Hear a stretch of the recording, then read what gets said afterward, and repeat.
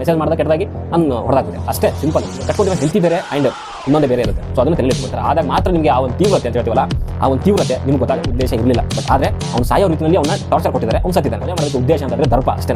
ನಮ್ಮನ್ನು ಯಾವನು ಏನು ಕಿತ್ಕೊಳಕ್ಕಾಗಲ್ಲ. ನಿಮ್ಮ ಅಕ್ಕ ತಂಗಿಗೆ, ನಿಮ್ಮ ಮನೆಯಲ್ಲಿರೋರಿಗೆ, ನಿಮ್ಮ ತಾಯಿಗೆ ಮೆಸೇಜ್ ಏನು ಮಾಡ್ತಿದ್ದೆ ಅಂತ ಇಷ್ಟು ಮಾಡಿದ್ರು ಕೂಡ ಇದೇ ಒಂದು ವಿಡಿಯೋ ಮತ್ತೆ ತಿರುಗಿ ಬೆಟ್ಕೊಬೇಕಾಗ್ತಿರ್ತಾರೆ.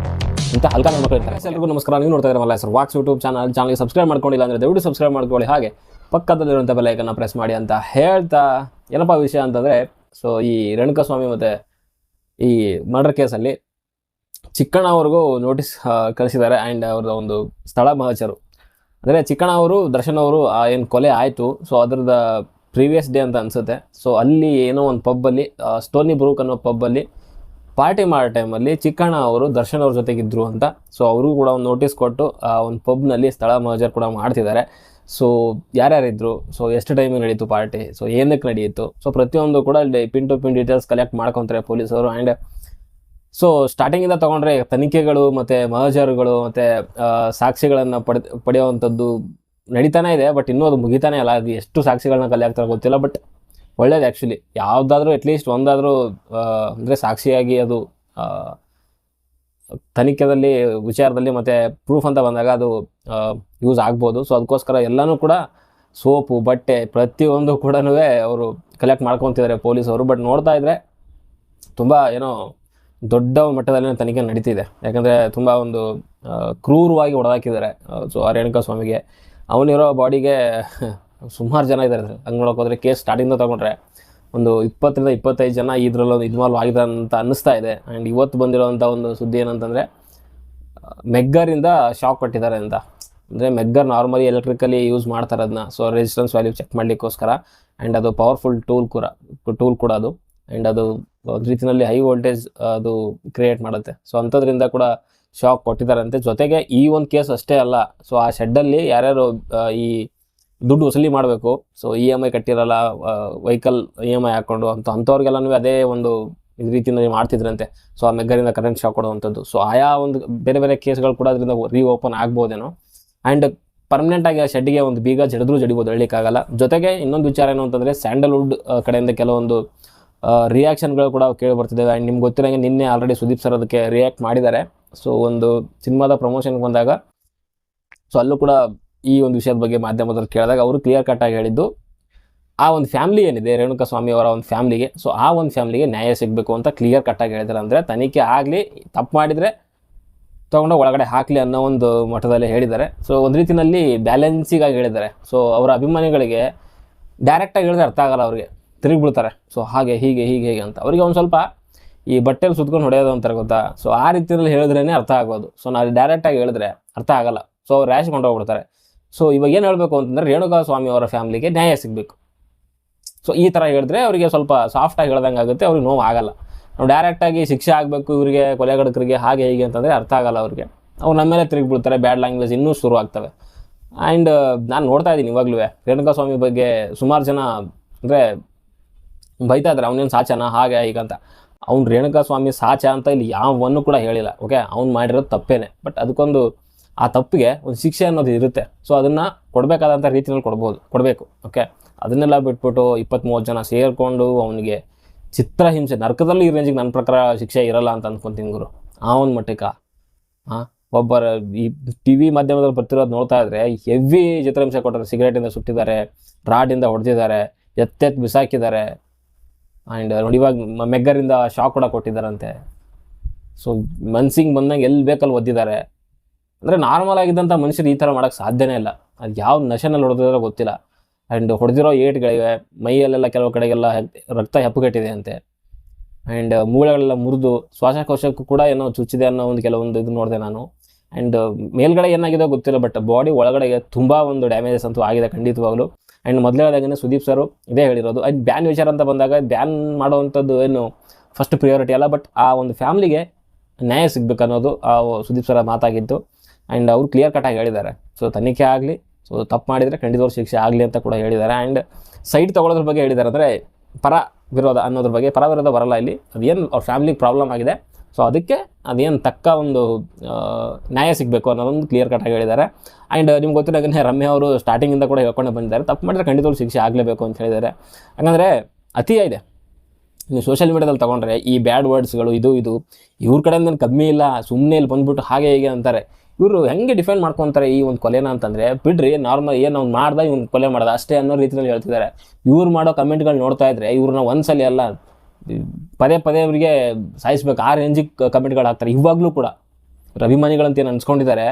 ಸೊ ಇವ್ರು ಎಂಥ ಹಲ್ಕ ಕಮೆಂಟ್ಗಳು ಮಾಡ್ತಾರೆ ಅಂತಂದರೆ, ಇವ್ರನ್ನೆಲ್ಲ ನಿಲ್ಲಿಸ್ಕೊಂಡ್ಬಿಟ್ರೆ ನಾನು ಹೇಳಿದ್ನಲ್ಲ ಅವತ್ತೇ ಹೇಳಿದ್ದೀನಿ, ಈ ಥರ ಏನು ಕೆಟ್ಟ ಕಮೆಂಟ್ಗಳಿಗೆ, ಅಶ್ಲೀಲ ಕಮೆಂಟ್ಗಳಿಗೆ, ಅಶ್ಲೀಲ ಮೆಸೇಜ್ಗಳಿಗೆ ಕೊಲೆ ಮಾಡೋಂಗಿದ್ದಿದ್ರೆ ಅರ್ಧ ಜನ ಸೋಷಿಯಲ್ ಮೀಡಿಯಾದಲ್ಲಿ ಇರೋವಂಥವ್ರು ಸ್ಮಶಾನಕ್ಕೆ ಹೋಗ್ಬೇಕಾಗುತ್ತೆ. ಇಷ್ಟು ಮಾಡಿದ್ರು ಕೂಡ ಇದೇ ಒಂದು ವಿಡಿಯೋ ಕೆಳಗಡೆಗೆ ಮತ್ತೆ ತಿರ್ಗಾ ಬ್ಯಾಡ್ ಕಮೆಂಟ್ ಆಗ್ತಿರ್ತಾರೆ. ಇಂಥ ಹಲ್ಕ ನನ್ನ ಮಕ್ಕಳು ಇರ್ತಾರೆ. ಓಕೆ, ಇವರೆಲ್ಲ ಫ್ಯಾನ್ಗಳು, ಪ್ರತಿಯೊಂದಕ್ಕೂ ಡಿಫೆಂಡ್ ಮಾಡ್ಕೊತಾರೆ. ಕೊಲೆ ಮಾಡಿದ್ರು ಕೂಡ ಡಿಫೆಂಡ್ ಮಾಡ್ಕೊತಾರೆ. ನಿಮ್ಮ ಥರನೇ ಅವ್ರು ಸುತ್ತಮುತ್ತ ಇದ್ರಲ್ಲ, ಕೊಲೆ ಮಾಡಿದ್ರಲ್ಲ, ಅವರು ಕೂಡ ಫ್ಯಾನ್ ಆಗೇನೆ ಹೋಗಿರೋದು. ತಮ್ಮ ಹೀರೋಗೆ, ಬಾಸ್ಗೆ ಇಂಪ್ರೆಸ್ ಮಾಡಬೇಕು, ಇನ್ನೂ ಹತ್ರ ಹೋಗಬೇಕು ಅನ್ನೋ ಒಂದು ತೀಟೆಗೋಸ್ಕರನೇ ಹಿಂಗೆ ಮಾಡ್ಕೊಂಡಿರೋದು. ಎಷ್ಟು ಕೋಪ ಬರುತ್ತೆ ಗೊತ್ತಾ. ಇದಕ್ಕೂ ಕೂಡ ಸಮರ್ಥನೆ ಮಾಡ್ಕೊತಾರಲ್ಲ ಅಂದರೆ ಎಂಥ ದರಿದ್ರ ಜನ ಇದ್ದಾರೆ ಅಂತಂದರೆ ನಿಜವಾಗ್ಲೂ ಅವರು ಅನಿಷ್ಟ ಅಂದರೆ ಅನಿಷ್ಟ. ಎಷ್ಟು ಜನ ಸಫರ್ ಆಗ್ತಾರೆ ಗೊತ್ತಾ ಆ ಒಂದು ಮೆಸೇಜ್ಗೋಸ್ಕರ, ಇವರಿಬ್ಬರಿಗೋಸ್ಕರ. ಇದು ಎಲ್ಲಿಂದ ಶುರು ಆಯ್ತು ನಿಮ್ಗೆ ಗೊತ್ತಿದೆ. ಆ ಲೇಡಿಯಿಂದ ಎಷ್ಟು ಜನ ಸಫರ್ ಆಗ್ತಿದ್ದಾರೆ. ಇವಾಗ ಆ ಕೊಲೆನಲ್ಲಿ ಭಾಗಿಯಾದವರು ಅಷ್ಟು ಜನ, ಅದರಲ್ಲಿ ಸುಮಾರು ಜನ ಅಮಾಯಕರೇ ಇರೋದು. ಕೆಲವರು ಬಿಸ್ನೆಸ್ ಮ್ಯಾನ್ಗಳು, ಇನ್ನೊಬ್ಬರು ಕೆಲವರು ಅವ್ರು ತುಂಬ ಕ್ಲೋಸ್ ಆಗಿರೋರು ಬಿಟ್ಟರೆ ಎಲ್ಲರೂ ಕೂಡ ದರ್ಶನ್ ಅವ್ರ ಮುಖನೇ ನೋಡಿಲ್ಲವಂತೆ. ಸುಮ್ಮನೆ ಫ್ಯಾನು ಅಷ್ಟೇ, ನಮ್ಮ ಥರ ನಿಮ್ಮ ಥರ. ಅದು ಬಿಟ್ಟರೆ ಅವರು ಪರಿಚಯನೇ ಇಲ್ಲ. ಅಂಥವ್ರೆಲ್ಲ ಸಿಗಾಕೊಂಡಿದ್ದಾರೆ ಈ ಕೇಸಲ್ಲಿ. ಆ್ಯಂಡ್ ಮೊನ್ನೆ ಒಬ್ಬರು ಆರೋಪಿ ತಂದೆ ಕೂಡ ತೀರ್ಕೊಂಡ್ರು. ಅದಕ್ಕೆಲ್ಲ ಯಾರು ಹೊಣೆ? ಒಂದು ಮೆಸೇಜ್ಗೋಸ್ಕರ.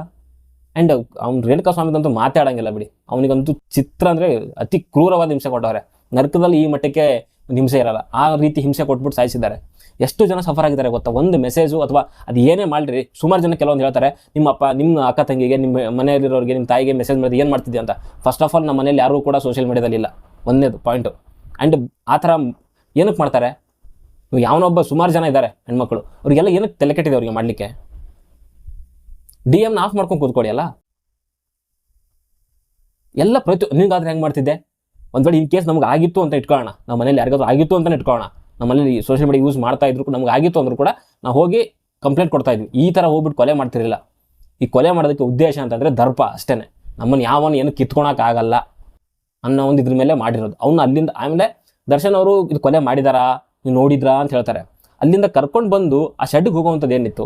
ಅದು ಎಲ್ಲ ಕಾನೂನು ಬಾಹಿರವಾಗಿ ಮಾಡುವಂಥದ್ದು ಏನಿತ್ತು? ಇವ್ರು ಹೀರೋ ಅಲ್ವಾಪ್ಪ, ಓಕೆ ಒಪ್ಕೊಳ್ಳೋಣ, ದರ್ಶನ್ ಅವ್ರು ಹೀರೋನೇ. ಸೊ ಅವ್ರು ಇಷ್ಟೊಂದೆಲ್ಲ ಕಾನೂನು ಬಾಹಿರವಾಗಿ ನಡೀತಾ ಇದೆ ಅಂತ ಹಿಂಗೆಲ್ಲ ಮಾಡೋದು ತಪ್ಪು ಕಂಡ್ರು, ಹಿಂಗೆಲ್ಲ ಮಾಡಬೇಡಿ. ಒಂದು ಫೋನಲ್ಲಿ ಒಂದು ವಾರ್ನಿಂಗ್ ಕೊಟ್ಬಿಟ್ಟು ಸುಮ್ಮನಿರೋಣ. ಅವ್ನು ಯಾರು ಜಿಲ್ಲಾಧ್ಯಕ್ಷ, ಚಿತ್ರದುರ್ಗದ ಜಿಲ್ಲಾಧ್ಯಕ್ಷನಿಗೆ ಕರೆ ಮಾಡಿಸಿ ಅವ್ನು ಕರ್ಸ್ಕೊಳ್ಳೋದೇನಂತಿತ್ತು.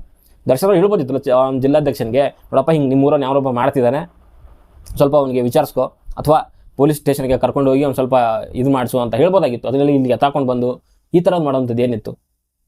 ಆ್ಯಂಡ್ ಅವನು ಕೂಡ ಜಿಲ್ಲಾಧ್ಯಕ್ಷ ಆದನು ಅಷ್ಟೇ, ನಮ್ಮ ಡಿಸ್ಟಿಕ್ಕಿಂದ ಹಿಂಗೆ ಆಗ್ತಿದೆ ಅಂತಂದರೆ ಅವನಂತೂ ಕಾಳಜಿ ತೊಗೊಂಡು ಸೊ ಪೊಲೀಸ್ ಸ್ಟೇಷನ್ಗೆ ಇನ್ಫಾರ್ಮ್ ಮಾಡಿ ಹಿಂಗೆ ಮಾಡ್ತಿದ್ದಾನೆ ಇವನೊಬ್ಬ ಅಂತ ಹೇಳ್ಬಿಟ್ಟು ಅವನಿಗೆ ಬುದ್ಧಿ ಕಲಿಸಿದ್ರೆ ಮುಗ್ದೋಗಿರೋದು ಅಲ್ಲಿಗೇನೆ.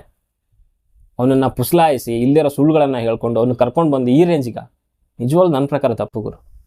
ಮಾನವೀಯತೆ ಇದರಿಂದ ಇರೋರು ಯಾರೂ ಈ ಥರ ಸಪೋರ್ಟ್ ಮಾಡಲ್ಲ. ಆ್ಯಂಡ್ ಅವ್ರು ತಪ್ಪು ಮಾಡಿಲ್ಲ ಅಂತಂದರೆ ಅವ್ರು ಕೊಲೆ ಮಾಡಿ, ನನಗೂ ಅನಿಸುತ್ತೆ ದರ್ಶನ್ ಅವರು ಅವ್ನು ಸಾಯಿಸಬೇಕು ಅಂತ ಅವ್ರು ಇದರಲ್ಲಿ ಇರಲಿಲ್ಲ, ಬಟ್ ಅವನ್ನ ಈ ಒಂದು ಮಟ್ಟಿಗೆ ಏನು ಚಿತ್ರಹಿಂಸೆ ಕೊಡಬೇಕಾಗಿತ್ತು. ಅದಕ್ಕೆ ಮುಖ್ಯವಾಗಿ ಕಾರಣ ಅವರಿಬ್ಬರೇ ತಾನೆ, ಆ ಲೇಡಿ ಆ್ಯಂಡ್ ದರ್ಶನ್ ಅವರು. ಇಷ್ಟೊಂದು ಮಾಡೋ ಅವಶ್ಯಕತೆ ಇರಲಿಲ್ಲ. ಆ್ಯಂಡ್ ನನ್ನ ಪ್ರಕಾರ ಅವ್ರಿಗೆ ಕೊಲ್ಲಬೇಕು ಅಂತ ಅವನಿಗೆ ಕರ್ಕೊಂಡು ಬಂದಿಲ್ಲ, ಬಟ್ ಕೊಲ್ಲೋ ರೀತಿಯಲ್ಲಿ ಹೊಡೆದಿದ್ದಾರೆ, ಅವ್ನು ಸತ್ತಿದ್ದಾನೆ ಅಷ್ಟೇ. ಇಷ್ಟು ಹೇಳ್ಬೋದಾ? ಅವ್ರಿಗೆ ಕೊಲ್ಲೋ ಉದ್ದೇಶ ಇರಲಿಲ್ಲ, ಬಟ್ ಆದರೆ ಅವ್ನು ಸಾಯೋ ರೀತಿಯಲ್ಲಿ ಅವನ್ನ ಟಾರ್ಚರ್ ಕೊಟ್ಟಿದ್ದಾರೆ, ಅವ್ನು ಸತ್ತಿದ್ದಾನೆ. ಕ್ಲಿಯರಾ? ನೀವು ಎಷ್ಟೇ ಕಮೆಂಟ್ಗಳು ಹಾಕೊಳ್ಳಿ, ಆ್ಯಂಡ್ ನಿಮಗೂ ಒಂದಿನ ನಿಮ್ಮ ಮನೇಲಿ ಒಬ್ರಿಗೆ ಈ ಥರ ಆದಾಗ ಮಾತ್ರ ನಿಮಗೆ ಆ ಒಂದು ತೀವ್ರತೆ ಅಂತ ಹೇಳ್ತೀವಲ್ಲ, ಆ ಒಂದು ತೀವ್ರತೆ ನಿಮಗೆ ಗೊತ್ತಾಗುತ್ತೆ. ಅಲ್ಲಿ ಗಂಟೆ ನಿಮ್ಗೆ ಗೊತ್ತಾಗಲ್ಲ. ನೀವು ಏನೇ ಮಾಡಿದ್ರು ಕೂಡ ನಮ್ಮ ಬಾಸ್ ಜೈ ಅಂತೀರ. ನಾನು ಸುಮಾರು ವೀಡಿಯೋಸ್ಗಳು ನೋಡ್ತಾ ಇದ್ದೀನಿ ಆ್ಯಂಡ್ ಕಮೆಂಟ್ಗಳು ನೋಡ್ತಾ ಇದ್ದೀನಿ. ಕೆಲವರು ಜನ ಎಲ್ಲ ಬಾಹುಬಲಿ ಅದೊಂದು ಸೀನ್ ಬರುತ್ತೆ, ಸೊ ಅನುಷ್ಕಾ ಶೆಟ್ಟಿ ಮೇಲೆ ಯಾರೊಬ್ಬ ಕೈ ಹಾಕ್ತಾನೆ ಹಾಗೆ ಹೀಗೆ ಅಂತ. ಸೊ ಕಟ್ಕೊಂಡಿರೋ ಹೆಂಡತಿ ಬೇರೆ ಆ್ಯಂಡ್ ಇನ್ನೊಂದೇ ಬೇರೆ ಇರುತ್ತೆ. ಸೊ ಅದನ್ನು ತಲೆಯಲ್ಲಿ ಇಟ್ಕೊಳ್ಳಿ.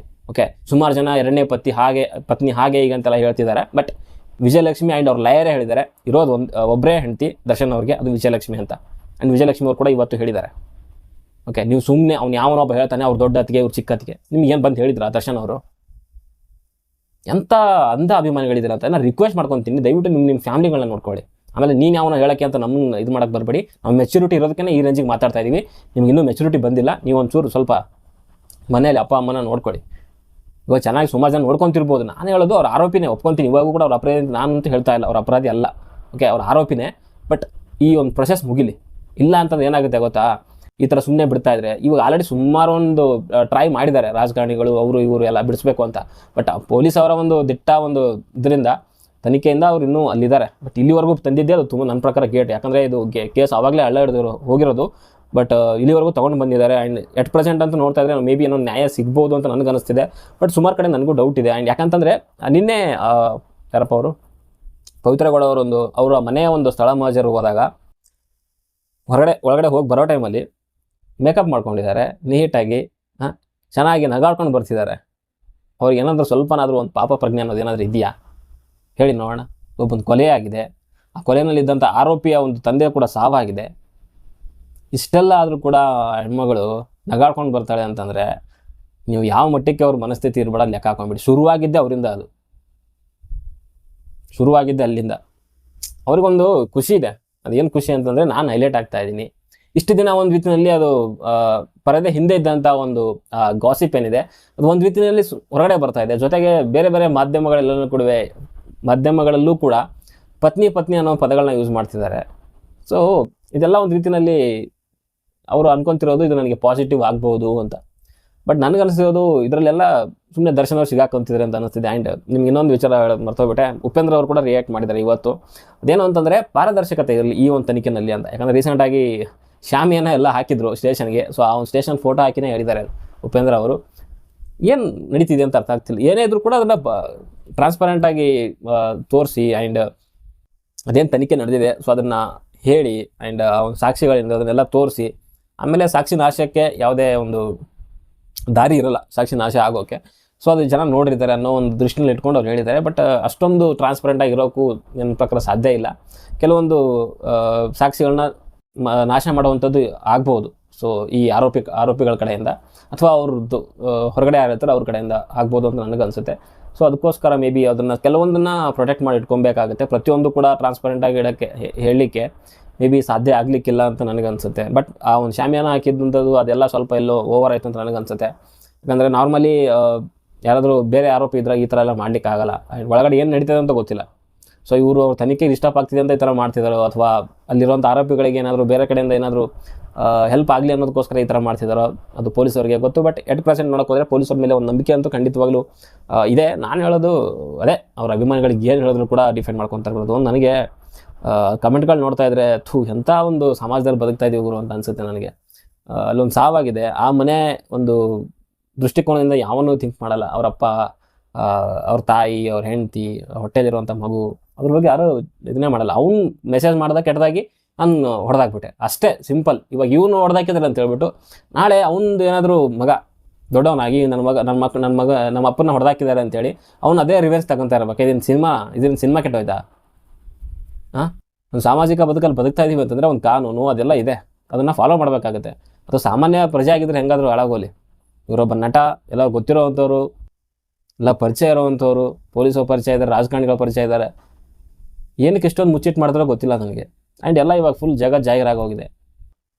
ಸುಮಾರು ಟಿ ವಿನಲ್ಲಿ ಬರ್ತಿರೋ ಪ್ರಕಾರ ದರ್ಶನ್ ಅವ್ರಿಗೆ ಪಾಪ ಪ್ರಜ್ಞೆ ಕಾಡ್ತಾ ಇದೆ. ಬಟ್ ಇವ್ರಿಗೆ ಗೊತ್ತಿಲ್ಲ ನನಗೆ, ಪವಿತ್ರ ಅನ್ನೋರಿಗೆ. ಸೊ ನೋಡೋಣ ಎಲ್ಲಿಗೆ ಹೋಗಿ ಮುಟ್ಟುತ್ತೆ ಅಂತ. ಸೊ ವಿಡಿಯೋ ತುಂಬ ಉದ್ದ ಆಗಿದೆ. ಸೊ ಮಾತಾಡಬೇಕು ಅಂದರೆ ಸುಮಾರು ವಿಚಾರಗಳಿವೆ ಇದ್ರ ಬಗ್ಗೆ. ಯಾಕಂದರೆ ಇವಾಗ ಸ್ಟಾರ್ಟಿಂಗಿಂದ ತೊಗೊಂಡ್ರು ಕೂಡ ಯಾವ ಮಟ್ಟಿಗೆ ಟಾರ್ಚರ್ ಕೊಟ್ಟಿದ್ದಾರೆ ಅಂತಂದರೆ ಒಂದೊಂದು ಟಾರ್ಚರ್ ಬಗ್ಗೆ ಮಾತಾಡೋದಾದರೂ ಕೂಡ ಇನ್ನೂ ಒಂದು ದೊಡ್ಡ ರೀತಿಯಲ್ಲಿ ವಿಡಿಯೋ ಆಗುತ್ತದು. ಸೊ ಅದ್ರ ಬಗ್ಗೆ ಮಾತಾಡೋಣ. ಸದ್ಯಕ್ಕೆ ವಿಡಿಯೋದಲ್ಲಷ್ಟೇ. ವಿಡಿಯೋ ಇಷ್ಟ ಲೈಕ್ ಮಾಡಿ, ಶೇರ್ ಮಾಡಿ, ಚಾನಲ್ಗೆ ಸಬ್ಸ್ಕ್ರೈಬ್ ಮಾಡ್ಕೊಳ್ಳಿ ಅಂತ ಹೇಳ್ತೀನಿ. ಸಿಗೋಣ, ಬಾಯ್.